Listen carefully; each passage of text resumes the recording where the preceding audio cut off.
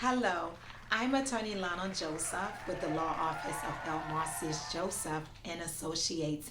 And today we will be going through the journey of how I became attorney Lana Joseph. Thank you, Lana, for that beautiful introduction. Today, everyone just wants to get a better picture of who you are as attorney Lana Joseph. First question: where were you born and what were your aspirations as a little girl?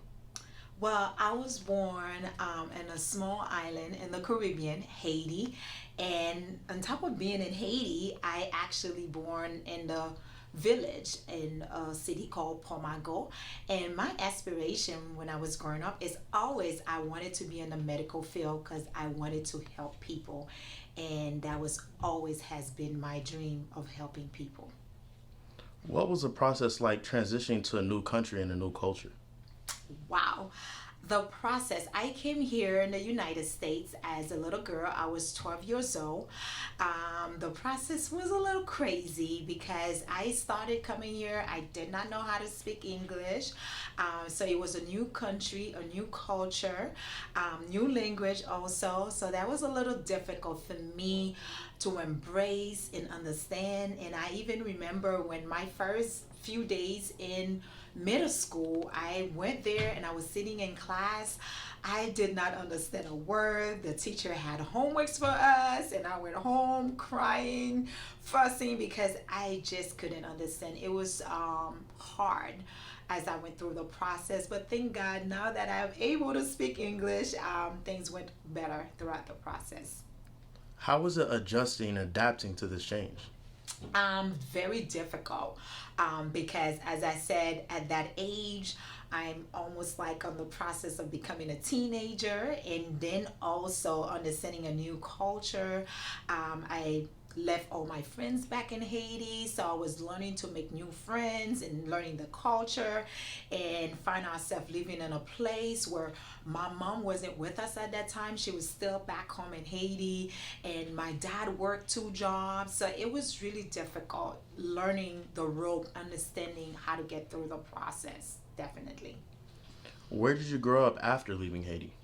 After leaving Haiti, we moved to Orlando, Florida. I used to live in a little area not too far from Oak Ridge. I went to Oak Ridge High School. So at that time, that area was like Sand Lake. And during that period of time, it was a place where we were learning on how things were going. It was a little difficult to assimilate and getting used to the new culture, new environment, and, the things that people do. But it was good. I learned a lot as far as like starting making new friends, and also I was able to transfer to another school where they had ESOL classes where they taught us how to speak English and making the process a little bit easier. What was your environment like where you grew up? And Haiti or here in the United Here States? in the United States.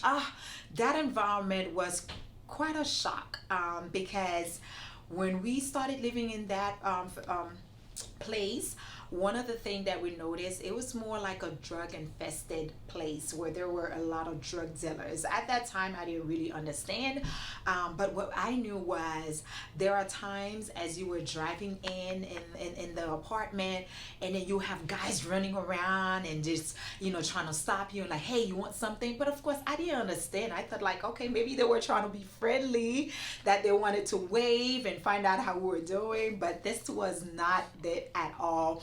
And it was a place where all times you would see police officers running, and then you see guys started running and chasing, police officers chasing after them. So very traumatized, and there are times you'll be hearing bullets going off. So it seems like this is not a place where you would want to grow up, but I've learned survival, and you continue to process and go to school and knowing that, hey, this is a place that I'm at right now, but definitely I want a better future for myself and my family. How big was education in your family and in life? Huge. As you know, my dad, he was a teacher in Haiti. So when he migrated here, he didn't get a chance to continue and go to school and teach because at that time he had a family. It was six of us. He wanted to make sure that he providing for all of us, plus his wife.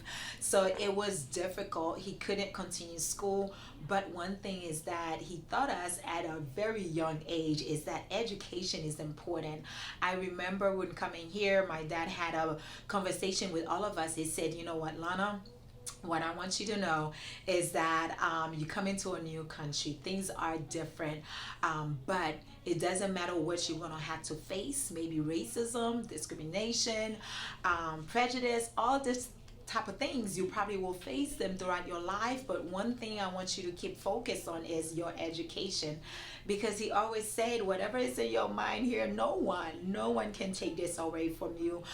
So even if he didn't have money and didn't have much to give us, but one thing was important was he wanted us, each of us, to have an education, go to college and be business minded and do different things and help the community. What did you pursue in college? So in college, I did my bachelor in computer information systems. Yes. But don't think that I am a computer geek. I'm not. But I did bachelor in programming. I loved it. I don't know, but it's something about figuring things out, making things work that intrigues me. And so I enjoy computer information system as a programmer, built websites and did all these great things. And then I went on, I had my master in health services administration because I wanted to help and I thought that, okay, maybe I wanted to be an administrator, but this just didn't feel what I was looking for. I worked for the States, I worked for different companies. It just wasn't there. And there was something more inside of me that wanted me to do more. And so as I started my journey with my families, we built a business helping the community with finance, education, teaching them on how to manage, how to do things here in America. And as I'm helping our communities, then it was definitely the choice that, hey, you need to go back to school, become an attorney so I can be more valuable and more help to my community. Yes. Where does your passion for being an attorney come from? And that's exactly where it comes from, helping. I grew up in a family where it's always like, how do we help this person? Whether that it is someone who's in need of help, money, or maybe somebody who's having a hard time who just needs someone to sit there and help them, cook for them, clean for them, whatever that it was. The thought was like, hey, how do I help this person get better? And so that's where this passion comes from, is how do I help my clients? As I was in the finance area, I was helping them with budgeting. I was helping them with like making sure that they understand their 401k. I'm making sure they understand why they need a health insurance, why they need life insurance. So all these things was great. It was perfect, but there were so many things that were missing. And even as I was helping my clients and I was sending them, referring them to other attorneys, they just were not getting the service that they used to. And so I had to make the choice and be there for them and becoming an attorney. What advice would you give to the youth? Well, I have so many. So my advice is, as a young person, you probably feel like you're a little bit confused. There's so many things out there. And I talked to so many young people who said, Lana, I don't know what I want to be. I don't know, but all I know is that I want to do something nice, something great, but you might not understand how that path will take you through. But I'm going to say, trust in yourself, trust in God, knowing that He will lead you into the right path. Find out what you actually love, what you enjoy to do, and why you want to do it. And then search a little bit more.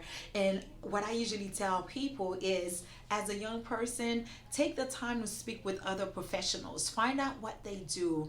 Job shadowing. I did quite a bit of that when I was in high school, in college, is seeing what exactly this job is. Because a lot of time you get intimidated by a title. You're like, oh, I don't know if I can do this.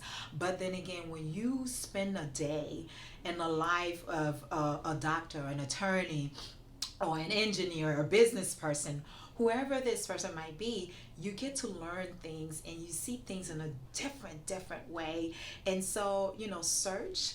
ask questions, meet other people, talk about what they do, and spend some time with them. And you realize that there's so many things out there for you, and you can be a helping hand. What advice would you give to young immigrants about chasing their dreams? For my young immigrants is don't give up on life.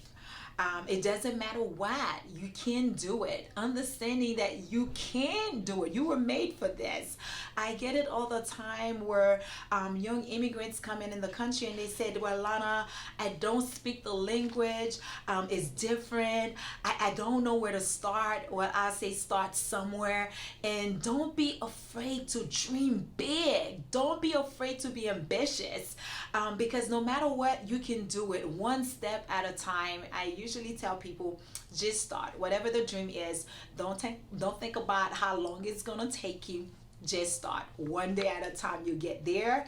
And just always remember, don't worry about what you think you don't have, but focus on what you have and make the best out of it. Because, I have people who say, hey, Lana, you have an accent. Maybe you shouldn't be an attorney. No. I'm going to fight for my people regardless. And so you should do the same. Don't let anything stop you from your dream. So we got a little bit of insight of who you are as an attorney. Now, without the title, who is Lana Joseph, and what do you represent? Wow, without the title, and even with the title, people know I'm Lana. I'm someone who just enjoy life itself. I enjoy being around people. I enjoy helping people. I love to try new things and just experience life for what it is. And in my, whether that I am an attorney or not, whatever hat that I wear, of course I'm a mother, I'm a wife, I have 2 young boys, and I'm a role model. And one other thing is, I'm also a sister and a friend to so many, and that's what I love. And I tell people all the time, don't just look at the title and say, oh my gosh, Attorney Lana. Yes, I've made it there, but truly it's just Lana. It's just a young girl who had a dream, who dared to just go beyond what seems to be unimaginable and make this dream happen. I'm someone who you can look at and say, hey, if Lana did this, I can do it. Because even though it wasn't easy, it was hard work. Hard work does pay off. If I can do it, you can do it. Sky is the limit.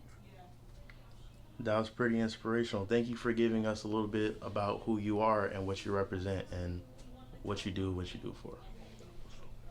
Thank you so much. I appreciate that, and I hope this was helpful to any of you. And if you have any questions, if you want to spend more time with me, if you want to be one of my mentees, I do have young girls that I mentor to make sure that they are able to walk through the path, because I know it's a difficult life, but it's not impossible. You can always reach us at our office at 770-302-1485. 770-302-1485. Thank you so much. I hope to see you guys soon.